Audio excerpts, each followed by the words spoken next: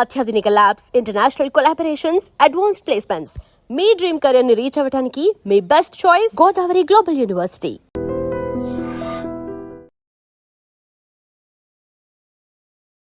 నమస్తే రమ్మగారు. నమస్తే జయ. రమ్మగారు, మనము వ్రతాలు, నోములు, పూజలు వీటి మీద ఒక సిరీస్ చేస్తా ఉన్నాం కదా. సంతోషమాత వ్రతాన్ని ఎలా చేసుకోవాలి, దీనికి నియమాలు ఏంటి, ఎలాంటి ఫలితాన్ని ఇస్తుంది రమ్మగారు? అయితే పురాతనమైన నోములు కాకుండా ప్రఖ్యాతమైన లేటెస్ట్ నోము సంతోషమాత. ఓహో. ఎందుకంటే ఇది పూర్వం నుంచి ఉన్నది కాదు, పర్టికులర్గా ఈ సమాజం వాళ్ళే ఇలాగే చేయాలన్న నియమం లేదు. ఓహో. లేకుండా ఇది నార్త్ ఇండియా నుంచి వచ్చిందే, కానీ 30-40 సంవత్సరాల నుంచి మన దగ్గర మన చుట్టూతా కనపడుతుంది. ఇది ముందు మహారాష్ట్ర ఆ ప్రాంతాల్లో, బీహారు ఆ ప్రాంతాల్లో కూడా ఉండేది. అట్లా వెళ్ళి మెల్లిగా సౌత్ ఇండియా కూడా వచ్చింది. మనకి హైదరాబాద్లో సంతోషమాత దేవాలయాలు కూడా ఉన్నాయి. అవును, కొన్ని ఊళ్ళల్లో కూడా కనిపిస్తాయి. సంతోషమాత వ్రతం చాలా ప్రత్యేకమైనదిగా సినిమా కూడా ఒకటి వచ్చింది, సంతోషమాత మహత్యం అని. ఆ సినిమా వచ్చాక ఇంకా జనం ఇంకా చాలా మంది చేశారు. మేము మా చిన్నప్పుడు మా కజిన్ సిస్టర్ సీత, తను బెంగళూరు పెళ్ళయింది, బెంగళూరు వెళ్ళారు వాళ్ళు. అక్కడ మరి అమ్మవారి దేవాలయం ఉందో ఎవరైనా చెప్పారో తెలీదు, తను సంతోషమాత వ్రతం చేసింది. ఆ ప్రెగ్నెన్సీలో మా ఇంటికి వచ్చేసి డెలివరీకి ఇంటి దగ్గర కూడా చేసింది. తను చేసినప్పుడే నేను మొదట చూశాను. పులుపు తినకూడదు, ముట్టుకోకూడదు. వాళ్ళ ఇంట్లో అయితే ఏమైనా కలుస్తాయేమోనని మా పెదనాన్నగారి ఇంట్లో చేసుకునేది. మా పెదనాన్నగారు అమ్మాయి, చిన్న పెదనాన్నగారు అమ్మాయి, పెదనాన్నగారి ఇంట్లో చేసుకునేది అనమాట. చాలా జాగ్రత్తగా పిల్లల్ని పిలవటం, చిన్నపిల్లల్ని పిల్లలకి పెట్టడం, ఆ పిల్లలు కూడా పులుపు తినకుండా ఉండాలని ఎంత నియమంగా ఉండేదో, చాలా శ్రద్ధగా చేసేది. ఆయన కొడుకు పేరు కూడా సంతోషే పెట్టారు అబ్బాయి పుడితే. అప్పుడు నేను మొదట తెలుసుకున్నాను అప్పటి సంగతి. ఇది కనీసం ఒక 80s అనుకో, 80 చివర్లో, 88, 89 అప్పుడు. ఆ తర్వాత ఈ సంతోషమాత వ్రత మహత్యం సినిమా కూడా వచ్చింది, హిందీ సినిమా కూడా ఒకటి చూసాం. నేను హైదరాబాద్ వచ్చాక నాకు సంతోషమాత అమ్మవారి దేవాలయం కనపడింది. మనకి అమీర్పేటలో జయదుర్గాదేవి దేవాలయంలో పక్కన సంతోషమాత ఉంటుంది. అవును, మేము కూడా కొన్ని వారాలు చేశాను నేను కూడా శ్రద్ధగానే. ఇదేంటంటే ఒక అమ్మవారి పూజ. ఈ సంతోషమాత ఎవరు అని ఒక ప్రశ్న వస్తుంటుంది. సంతోషమాత గణపతి కుమార్తెగా చెప్తారు. ఆ హిందీ కథలోనే కనపడుతుంది, మనం పురాణాల్లో మన కథల్లో ఎక్కడ కనిపించదు. శివుడికి పరమేశ్వరుడికి 2 కుమారులు ఉన్నారు కదా, గణపతి, స్కందుడు. అయితే శివునికి మానసపుత్రిక మానసాదేవని ఉందట. అయితే ఒక రాఖీ పౌర్ణమికి ఆమె పరమేశ్వర దర్శనానికి వచ్చి తన సోదరులిద్దరికీ రాఖీలు కట్టిందట. కడితే గణేశుని కుమారులుగా చెప్పబడేటువంటి శుభుడు లాభుడు వీళ్ళిద్దరూ అడిగారట, మీకు సోదరుంది వచ్చి మీకు రక్షాబంధనం చేసింది, మాకు సోదరులు ఎవరు లేరు, మాకు రక్షాబంధనం ఎవరు చేస్తారు అంటే ఆయనకి గణపతికి ఎంతో సంతోషం వచ్చిందట. ఆయన సంతోషంలోంచి ఒక బాలిక జన్మించింది, ఆ బాలికే సంతోషమాత అని చెప్తారు. ఓ అద్భుతం. ఎప్పుడు వినలేదు కదా? ఎప్పుడు వినలేదు రమ్మగారు. ఆ హిందీ పుస్తకంలో ఉన్నది ఈ కథ. తర్వాత కాలంలో ఎప్పుడు మేము అహ్మదాబాద్లో కొద్ది రోజులు ఉంటే మా అక్కయ్య గారి ఇంటి పై ఇంట్లో ఉన్న ఆవిడ ఈ వ్రతం చేసుకుని ఆ పుస్తకం ఇచ్చారు, అందులో ఉన్నది. అక్కడ చెప్తారు అట్లా, సంతోషమాత గణేశుని కుమార్తె, ఆమెకి కమ్మటి పదార్థాలే ఇష్టం, పులుపు సహించదు. అందుకని పుల్లటి పదార్థాలు ఎవరైతే వ్రతం చేసుకుంటారో వాళ్ళు అవి తినకుండా ఉండి ఆమెని సంతోష పెట్టాలి. ఇంకా పూజా విధానం ఎలా ఉంటుంది రమ్మగారు? సింపుల్ పూజ, మనం లక్ష్మీ పూజ చేసుకున్నట్టుగానే పుస్తకాలు ప్రింటింగ్లో దొరికేస్తున్నాయి ఇప్పుడు. అమ్మవారికి షోడశోపచారాలు చేసుకోవటం. ఈవిడ ఎట్లా కనపడుతుంది, ఖడ్గము పాత్ర ధరించి కనిపిస్తుంది. ఒక చేతిలో పాత్ర ఉంటుంది, ఒక చేతిలో ఖడ్గం ఉంటుంది. అమ్మవారి ప్రసన్నమైన ముఖంతో ఉంటుంది. అయితే ఈ సంతోషమాత వ్రతానికి ఒక కథ కూడా చెప్తారు. కథ కొంచెం ఒక రవ పెద్దది. ఆ అమ్మాయి కథనే ప్రతిసారి మనం చెప్పుకుంటుంటాం, అంతకు పూర్వగాథ మనకు తెలియదు. ఓకే. ఈ నోములన్నిట్లలోనూ అదే కనిపిస్తుంది కదా. ఇది ఎట్లా చేసుకోవాలి, 16 వారాలు లేదా 40 వారాలు చేసుకోవాలి. శుక్రవారం పూజ. ఈ శుక్రవారం నాడు పులుపుని అంటుకోకూడదు, తినకూడదు, ఎవ్వరికి పెట్టకూడదు. మన చేతితోటి పుల్లటి పదార్థాలు ముట్టుకోకూడదు. ఇది ఖచ్చితమైన నియమం. అమ్మవారికి పెట్టే నివేదన చాలా సింపుల్, బెల్లము శనగలు. ఒక మంచినీళ్ళ పాత్ర మీద ఒక పళ్ళెం పెట్టి దాని మీద కాసిన శనగలు, బెల్లము నివేదన చేస్తే సరిపోతుంది. నువ్వు పాయసం చేస్తావా, పొంగల్ చేస్తావా, అవన్నీ నీ ఇష్టం. ఓకే. మిగిలినవన్నీ మనం ఎట్లా చేసుకున్నా అమ్మవారికి పూజ చేసుకుని కాసిన పువ్వులు పెట్టి అగరవత్తులు ధూపం దీపం నైవేద్యం సమర్పించి ఏదన్నా స్తోత్రం మనకి లభిస్తే కనుక సంతోషమాత అష్టోత్తరాలు అవి కనిపిస్తున్నాయి ఇప్పుడు, అష్టోత్తరం చదువుకుని పూజ చేసుకోవాలి. ఈ శుక్రవారం నాడు ఉపవాసం ఉండాలి. రోజంతా ఏం తినరు, ఏదో చిన్న పదార్థం చేసుకుని తింటారు, ప్రసాద స్వీకారం చేస్తాము, కానీ పులుపు మాత్రం తగలకూడదు. ఇలా 16 వారాలు చేసుకున్నాక మనం దేవాలయంలో ఉద్యాపన చేసుకోవచ్చు.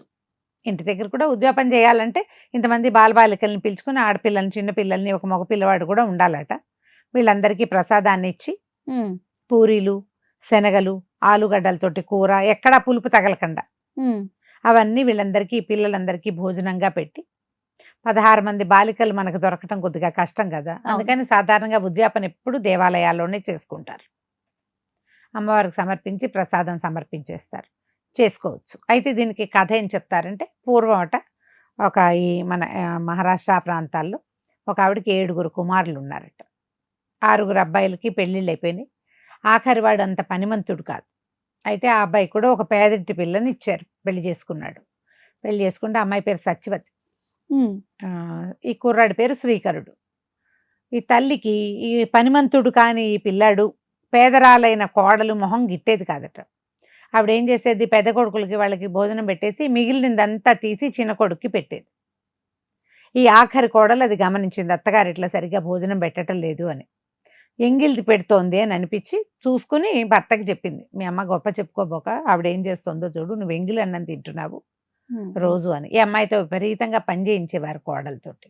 ఎప్పుడైతే తల్లి అన్నయ్య విస్తళ్ళు అన్నయ్యల పళ్ళాల్లోంచి మిగిలిన పదార్థాలన్నీ తీసి పక్కకు పెట్టి తనకు పెడుతుందని గమనించాడు శ్రీకరుడు. చాలా దుఃఖపడి ఏం చేయాలంటే, అమ్మాయి ఏం చెప్పింది, కొంచెం సంపాదన లేదు కాబట్టి మీ అమ్మగారు ఇట్లా అంటున్నారు, నువ్వు ఎక్కడికైనా వెళ్ళి సంపాదించుకోరా, నేను ఏదో ఒక కష్టం పడి వీళ్ళ దగ్గర ఉంటానని చెప్పింది.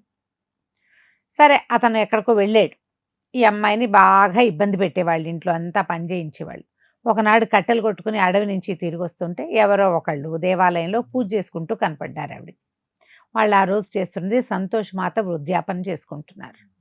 అక్కడ కాసేపు ఉండి ఆ పూజలో పాల్గొనేసరికి ఈమెకి ఎంతో సంతోషం కలిగింది, దుఃఖం మర్చిపోయింది. ఆ తనకి కలిగిన ఆ ఆత్మానందాన్ని ఆవిడ గుర్తెరిగింది, తెలుసుకుందనమాట.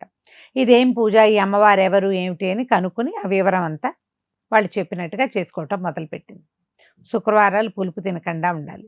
వాళ్ళ పూజ చేసుకున్నాక ఏమర్థమైంది, ఇంట్లో కుదరదు, ప్రతి శుక్రవారం దేవాలయానికి వెళ్ళి పూజ చేసుకుందామని ఆ దేవాలయానికే వెళ్ళి కాస్త పూజ చేసుకుని కాసినన్ని శనగలు బెల్లం పట్టుకెళ్ళి నివేదన చేయించుకుని చేసేది. కొన్నాళ్ళకి ఒకనాటి రాత్రి ఆమెకి అమ్మవారి కల్లో కనపడి భర్తది చిరునామా చెప్పిందట. చెప్తే ఈవిడ అమ్మాయి ఆ చిరునామానికి ఉత్తరం రాసింది. నువ్వు ఫలానా చోట ఉన్నావని అనుకుంటున్నాను, నాకు ఎందుకో ఈ ఊహ తట్టింది, నువ్వు ఇక్కడే ఉన్నావని నేను నమ్ముతున్నాను అని చెప్పేసరికల్లా ఉత్తరం రాసేసరికి నిజంగానే అతను అక్కడ ఉన్నాడు. అతను ఒక వ్యాపారస్తుల ఇంట్లో పని కుదిరి వాళ్ళకి నమ్మకంగా పనిచేస్తూ సంపాదించుకుంటున్నాడు. డబ్బంతా పుచ్చుకొద్దాం అనుకున్నాడు. ఈ ఉత్తరం చూసుకుని సరే భార్య కష్టాల్లో ఉందని డబ్బులు పంపించాడు. ఇంట్లో వాళ్ళకి తెలిసింది డబ్బు వస్తుంది ఈ అమ్మాయికి అని. తెలిసేసరికల్లా వాళ్ళు ఆ డబ్బులు లాగేసుకుని ఈ అమ్మాయిని ఇంకా శ్రమ పెట్టడం మొదలుపెట్టారు. సరే ఈ అమ్మాయి బాగా కష్టాలు పెరిగిపోయినాయి.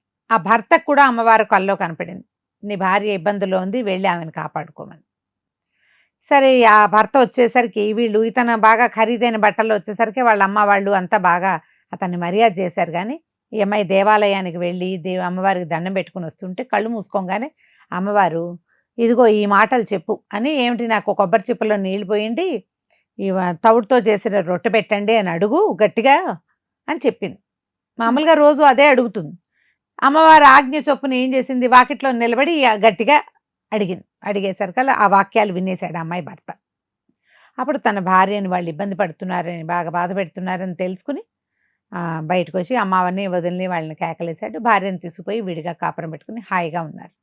ఈ అమ్మాయి ఉద్యాపన చేద్దాం అనుకున్నప్పుడల్లా వాళ్ళందరూ వచ్చి ఏదో రకంగా పులుపు అంటుకునేలాగా చేసేస్తారు. ఓహో, ఉద్యాపన ఆగిపోతుంది. వాళ్ళకు కూడా తెలుస్తుంది ఈ అమ్మాయి వ్రతం ఏదో చేస్తుంది.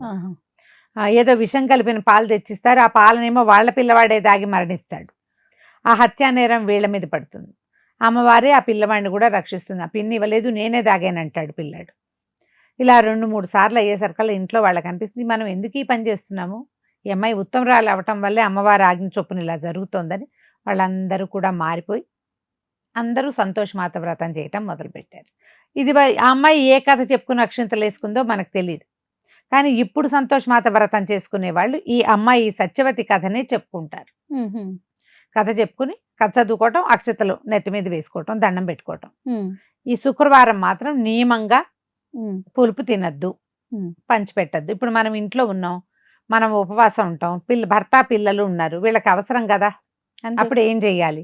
దండం పెట్టుకుని చెయ్యాలి. కొంతమంది అడుగుతారు ఈ మాట, మా ఇంట్లో పిల్లలు ఉంటారు, చుట్టాలు వస్తారు, ఎవరైనా వస్తారు, ఓ చారో రసమో పెట్టకుండా అడవదు, మజ్జిగ పోయకుండా అవదు, మజ్జిగ అంటే చిన్న పులుపు తగులుతుంది కదా. అందుకని అప్పుడు ఏం చేయాలంటే, అమ్మ నా తప్పు లేదు, నా వరకు నేను తిన్ను, కుటుంబంలో ఉన్నాను అని ఒక దండం పెట్టుకుని చేసుకోవాలి. ఇదేంటంటే ఈ నియమం తప్పకుండా ఉండటమే ఈ వ్రతంలో ముఖ్యమైనది. దీన్ని మనం సంతానం కావాలంటే చేసుకోవచ్చు, సంసారం వృద్ధి జరగటానికి చేసుకోవచ్చు. శ్రద్ధగా కనుక మనం చేసుకోగలిగితే ఉద్యాపన మనం దేవాలయంలోనే చేయించేసుకోవచ్చు. ఉద్యాపన మనమే చేసుకోవాలి అంటే ఇలాగా 16 మంది పిల్లలు కావాలి, లెక్క పెట్టుకోవాలి. అది కష్టపడే బదులు దేవాలయంలో ఉద్యాపన చక్కగా కుదురుతుంది. అమ్మవారికి అర్చన అది చేస్తారు, పూరీలు కూర అన్ని నివేదన చేస్తారు, మనకు కూడా కాస్త ప్రసాదం ఇస్తారు. దానికి సరిపడా అమౌంట్ కట్టేసుకుని ఉద్యాపన చేయించుకుంటే సరిపోతుంది. ప్లాన్ చేసుకోవాలంతే. కానీ సంతోషమాత వ్రతం నేను చూసినంత వరకు చాలా తొందరగా ఫలితాన్ని ఇస్తుంది. ఇందులో మనం ఫోకస్డ్గా ఉండాలి, జాగ్రత్తగా. ఎవరైనా జరుపుకోవచ్చు, ఎవరైనా చేసుకోవచ్చు.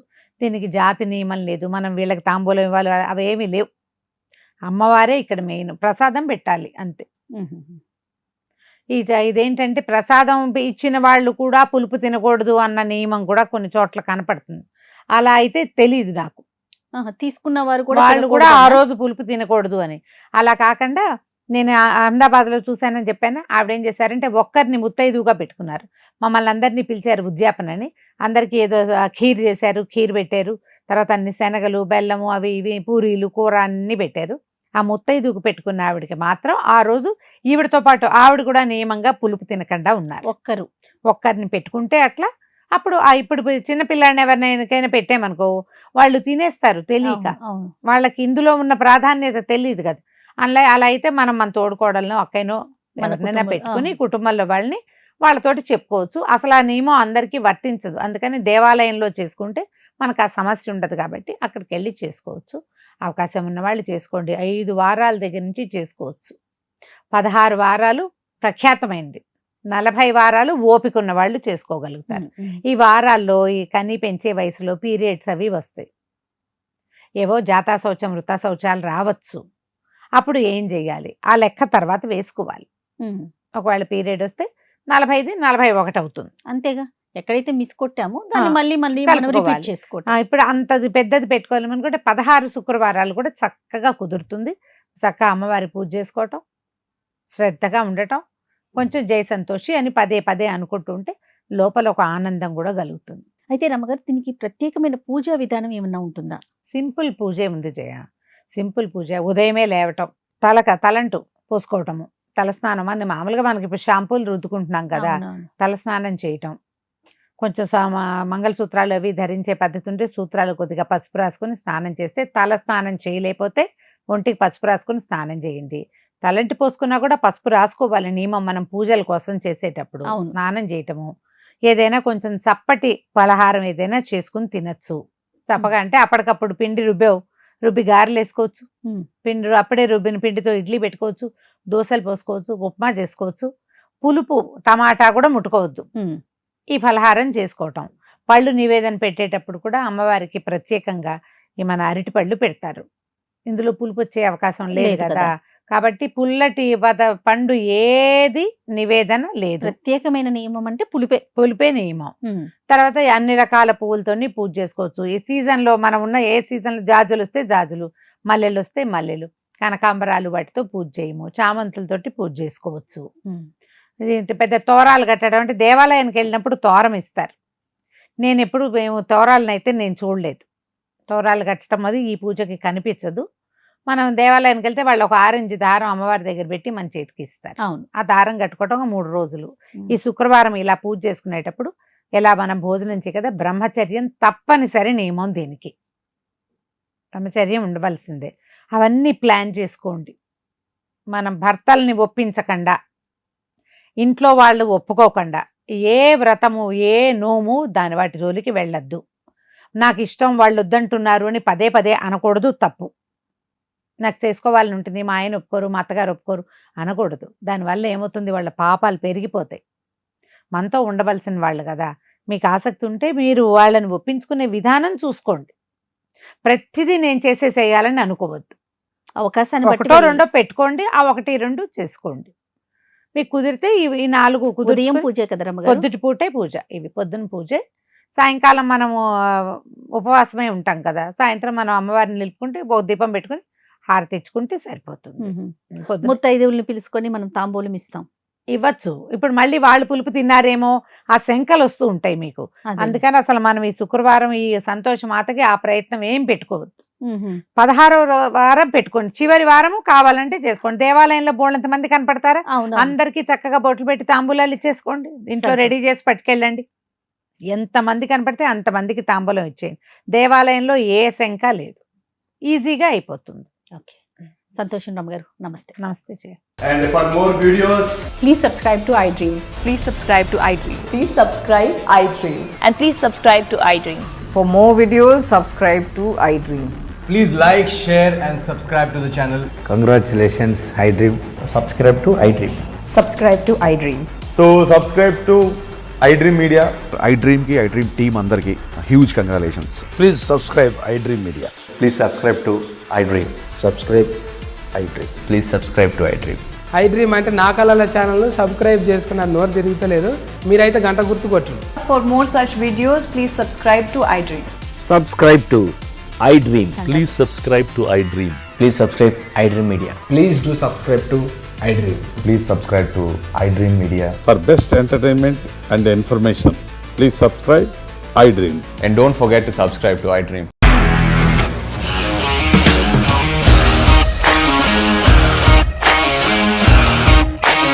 ఇండస్ట్రీలో కమిట్మెంట్ ఇష్యూస్ వస్తే నీకు కూడా వచ్చినట్టు మార్నింగ్ తీసుకెళ్ళారంటే కొట్టి పడేశారు.